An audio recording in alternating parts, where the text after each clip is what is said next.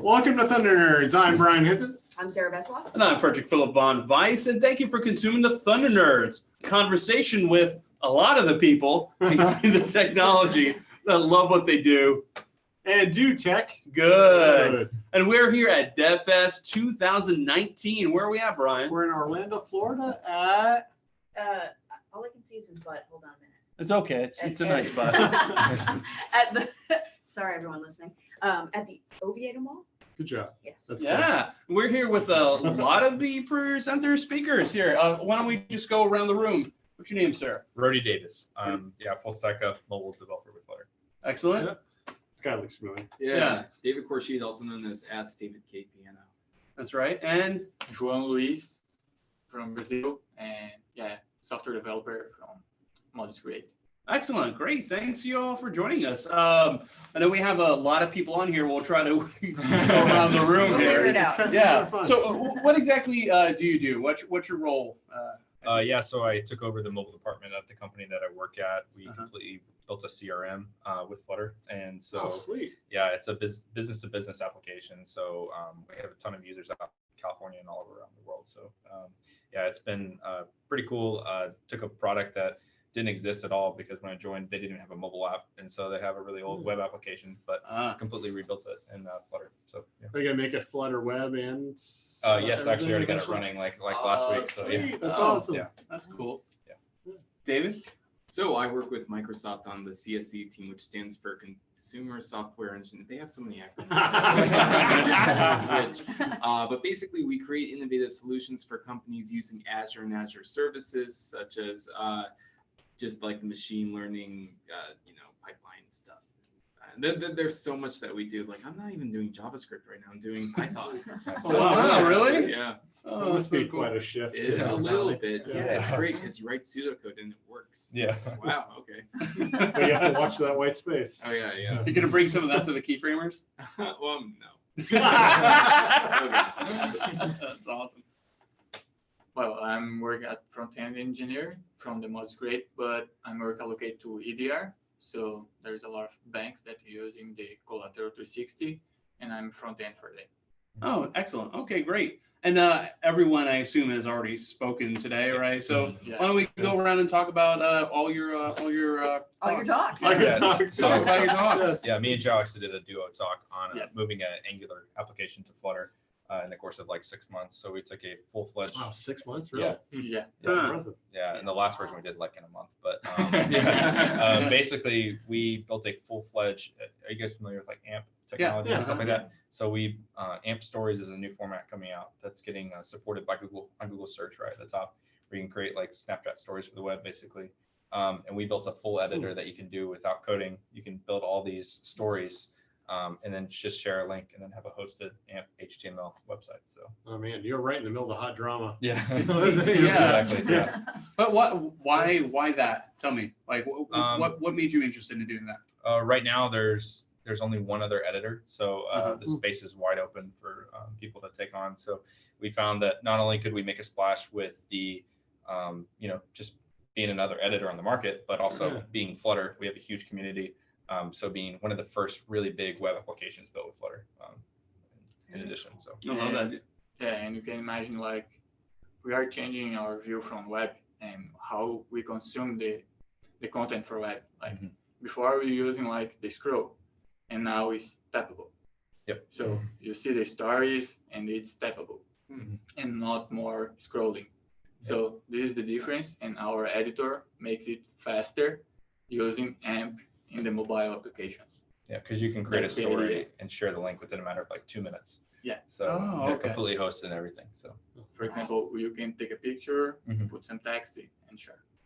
on the web, On the web, not bound to a not platform. inside a platform. Interesting. Yeah. Yeah, there's a lot of value there. Okay, so who would you say is the best example as like somebody that this will be a benefit for? Yeah, so there's already people using this kind of technology like CNN and like, these Mashable, these huge marketing firms. Like they have people that have this content. We even created a CI SDK that can use it, where you can take a JSON schema and export AMP HTML too. So we built that as well. But this whole process is we're connecting the marketing people being able to create websites with AMP without having to go into coding and stuff like that. Yeah. So are you all hosting? Yeah, we use everything Google. Okay. We use Cloud Run for the SDK. We use Firebase hosting for the website. We have Google Cloud Storage to manage Dang. all the actual things. So yeah, And we are part from the Google startups. yeah, we got funded. Yeah. You're, in Wow, the, you're at the that's right, nice. Wow. you're at the right Yeah. conference. Yeah. Yeah. David, what about your talk? So my talk was on mind reading with adaptive and intelligent user interfaces, which is one of those BuzzFeedy, full of yeah. But basically, I was talking about adaptive user interfaces, and funny enough, even though I work at Microsoft, I ended up talking a lot about Google technology. They created something called guest.js, which was written by Sam Saccone, who works at Google, which predicts which page you're going to visit next and preloads it. So you have this really fast experience. If you click the link and the page just shows, it's like, wow, my internet got a lot faster. It gives you that feeling. And they also create adaptive hooks for React, which allow you to basically check like, okay, this device is like an edge device. It's like one that might not have enough data, so we want to show them a limited view rather than a full view. But I went further and I was like, using model-driven development, so with state machines and state charts, we could easily create these adaptive user interfaces that just predicts anything the user does in the app in real time. Wow. That's cool. Yeah. Oh, yeah. Imagine that could even translate to web. Like I Yeah. work at an e-commerce place. I could see where you're browsing around the website. Where might they go next? And Right. Yeah, Instead that's of like interesting. having to do like, oh, I always do this step, this step, this step, this step. It's like it predicts like, yeah, you probably want that. So we're just going to make the it heck is it streamlined for you. predicting? Yeah. Yeah, that's really Where? How's it working? Magic. Lots of machine learning, reinforcement learning, weighted graphs, everything goes into it. So Oh, that's cool. So what kind of points do you want people to get away from your talk? well, the main point is just this whole idea of model-driven development, which is not something we talk about nowadays because startups are all about move fast and break things, right? Yeah. So it's like you have a Yeah. problem, you throw code and a lot of money at it, and you're like, hopefully the problem will solve itself, right? And so model-driven development is taking a step back and saying, before you do anything, take pencil and paper, start drawing out your solution, your boxes and your arrows, and then once you have a very clear picture of what your solution is going to look like, then start coding. And so that has a lot of benefits, even if there's more upfront cost. And so that's the main idea I'm trying to promote. Pencil. You're talking like Apple Pencil? I mean, if you Okay, want okay, to, okay. no, we work at Microsoft, we use Oh, nice. Well done, sir. Good guys. What? So what about you two? What's one thing that you like summed up taken from your talk? definitely don't be afraid of Flutter Web. We were kind of one of the pioneers with building plugins and stuff for the web for Flutter. Angular Dart, I don't know if you guys are familiar, but that used to be that was a thing for a long time, and people are starting to transition to Flutter Web because you can use all existing Angular Dart plugins already with nice. Flutter Web. And then in addition to mobile, you get to just have this awesome experience on the web. So you can build the branding exactly how you want it. So instead of like relying on HTML and CSS, you're just declaring your UI on the web, which is, and then, oh, I want a desktop application. Then you just export to a desktop. Like you don't have to do anything else. Yeah, that's so wonderful. That saves so much time. Now, what's the negative of Flutter? Because there's so many positives. I keep hearing positives. I mean, there has to be. What's the big negative? Is there a big negative? If you're only using one platform, Yeah. Sometimes it's better to just do it on that platform. Like if you're only ever going to do Apple, then just do it with Swift UI or something like that. But if you're going to ever have another extension of your application, then Well, but to play devil's advocate, what if I put out a application that's just for Apple and it's super successful, and I go, oh, let me try that over here. I already have that code. Yeah. So yeah, Yeah. one of the cool things about Flutter is you can reuse your existing Swift and Kotlin, or Objective-C code, as well as connect your application. You can add a Flutter view without having to break your app. That's so you can do it wonderful. adopted. Actually, I had a really successful iOS application. I built like the most popular pitch pipe in the world, and because of that, everybody was asking for an Android application. I rebuilt the same application in a matter of like 3 weeks that it took me 8 months to build on iOS, just with Flutter. Yeah. That's amazing. Wow. So it's just extremely fast to work with. Yeah. And you took 6 months to build the Flutter. How long did it take to build your presentation? Like, how much time did you spend 3 developing days. that? 3 days? 3 days? Really? All right. That's usually how it works. This morning, you know. This morning, yeah. Exactly. Yeah, exactly. We finished this morning. Yes. Yeah, just 3 days before. Yeah. And what about you? How long have you been developing your presentation? My present, like actually today. Yeah. So it's actually built on many presentations that I've given, like just this year. I've been at way too many conferences this year. And so basically every single time I give a talk, my talk evolves and I'll add slides, change slides. But this one I basically did like yesterday. Yesterday. Nice. But based on previous information. Right, essentially. right. Yeah, And actually that's how it goes with a lot of talks and a lot of speakers I talk to is that what takes them months is the research, looking up, developing the ideas. And then Yeah. once they're like, all right, yes, now I have a very clear way of how I'm going to talk about this. And it's like, well, the conference is in 2 days. So, you know. Yeah. Yeah, it's a lot of work that goes into it. It's funny. I've seen some things on Twitter where people be like, "Oh, I don't want to go see a conference where, you know, why do speakers talk about just doing it this morning? It's so rude to the conference attendees." And it's like, you're not really doing it this morning. Yeah. Like you've been Yeah. thinking about this for months. There's It no takes way. all your education, your years of experience.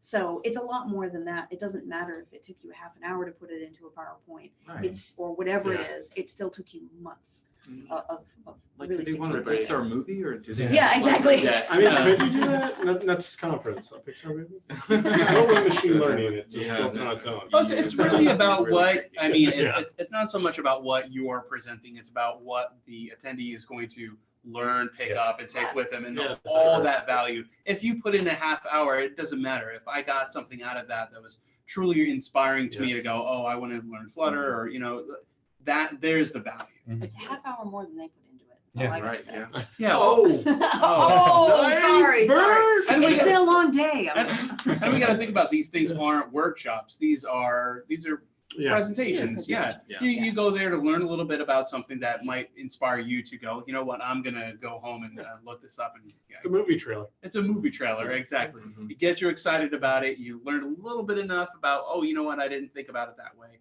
I'm going to take that and bring that with me. And how do you all? I'll let this go all around to all of you. Like, how do you pare it down so it's not like a 2-hour presentation? It's really just like a snapshot of where you're at. Like, so, you know, when you go down, like I try to procrastinate as long as possible, writing code, because when I do, I can build it extremely fast. But, you know, the longer I wait, the more I have time to formulate the ideas. So, you know, I may have not have been writing the presentation, but I've been thinking about things I want to say. So then it's just like a matter of, okay, how much time do I have? You know, just trying to shoot like maybe a slide a minute, and then just, you know, just try to shoot for your allotted time. So That makes sense. What about you, since you're in the same project? Yeah. So what I do is like you want to pare down your presentation to one core idea. For example, for me, it's how to develop these adaptive user interfaces using model-driven development. And so I'm like, all right, so That there's sounds simple. So there's like this precursory knowledge of what is model-driven development, what is adaptive user interfaces, and then literally everything else. Like when someone shows code on the screen, I don't expect anyone to read it. I'm just like, here's where you could find this. Here's more resources. Yeah. You know, it's just to get exposure. I always say that Exactly. going to conferences for a conference at S&D is for two things. Number one, for networking, of course, like that's one of the biggest values. Yeah. And number two is for learning what to learn, not learning. Yes. Yeah. Learning what to learn. inspiration. Yeah. So far this year, I think it's Kubernetes and Flutter Yes. Yeah. and machine learning, I guess. Yeah. Yeah. Oh yeah, there was a lot of machine learning talks. That's a lot of things for study about it. Yeah. Well, Kubernetes. I guess speaking of that, what? We're actually using Docker. We're one of like the, you know, Cloud Run. Yeah. We're actually able to use our existing like Flutter application for the business logic through a REST API. Like it's a whole like crazy thing. So instead of having a client and a server application, we're using the same application with different endpoints, which is so we can reuse all existing business logic, all of our models, but expose it in a different aspect. So there's like a lot of really cool things that we can use to save how much we're doing and being able to have, you know, different endpoints. So Love that. The point is how you mount this puzzle. yeah. What talk like really like resonated with you here? That one, obviously not your own, but It could be your own, man. I really learned a lot about what I said. Yeah, You did good, David. I guess starting with you, what was one that you? So Yeah. earlier today, I actually saw Lee Warwick's talk. It was a provocative talk, and he's actually a great speaker. I think this was his first conference he gave, but he talked about you don't deserve senior developers. And so it was sort of pointed at companies where it's like, we're all hiring for all these senior developers, but really the value comes from your junior developers. Plus in Central Florida, no one can afford senior developers anyway. So like quit trying, just get some juniors.